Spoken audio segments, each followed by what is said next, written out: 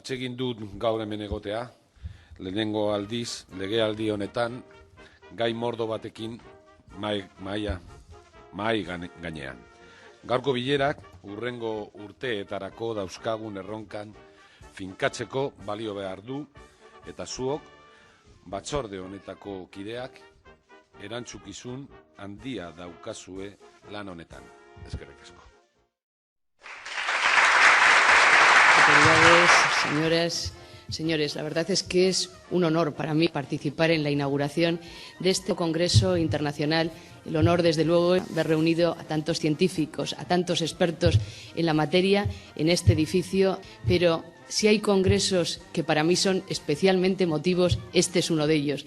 Y permítanme que les diga que ha sido una gran ilusión encontrarme a compañeros de hace muchos años y todos queremos tener una vida mucho más larga que nos permita encontrarnos mejor como personas. Y aquí, desde luego, se pueden encontrar en este Congreso también resultados que nos ayuden a seguir en esta línea. Lo que sí que espero es que el trabajo sea intenso, sea fructífero, pero que encuentren algún hueco, algunos momentos para disfrutar. Gracias a todos y que el Congreso sea un éxito. Muchas gracias.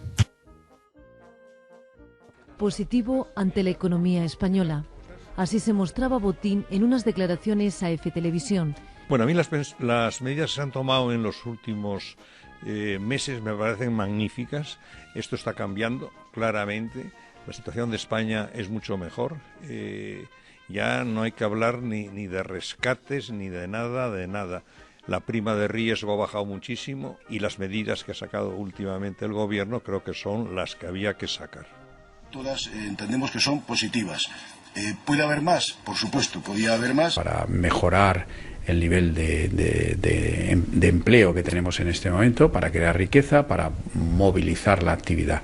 Pero en segundo lugar, porque también tenemos que ser convincentes de cara a las agencias de rating y a la Unión Europea. También parece que esta reforma llevará ligada a una modificación del Estatuto del Trabajador. Es una ley antigua y yo diría incluso que basada en leyes de la época de Franco, de manera que no son el mejor instrumento legal para afrontar los tiempos del futuro.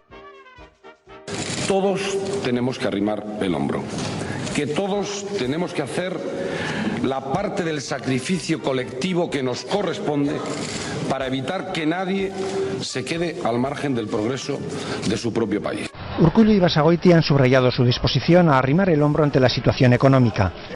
Yo creo que debemos ir a un ahorro del gasto público entre sociedades públicas, el propio gobierno y función pública de en torno al 20%. Eta betilez, danok batera urten behar dugu egoera honetatik. Alkarregaz, beharginak eta enpresaburuak, merkatariak eta enplegaduak, autonomoak eta pensiodunak, maisuak eta andereñoak, ikasleak eta lanbakoak, gazteak eta edadekoak, andrak eta gizonak. Esku guztiak behar doguz, traineru berean arraun egin eta itsaso zabalera urteteko.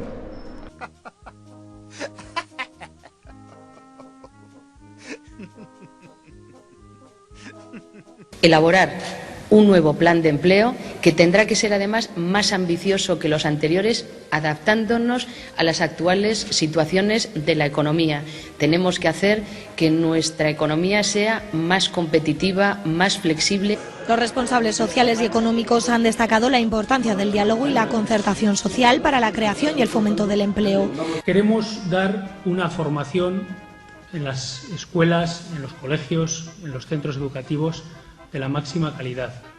Y hacemos un esfuerzo muy grande de acuerdo, además, con las difíciles circunstancias que vivimos.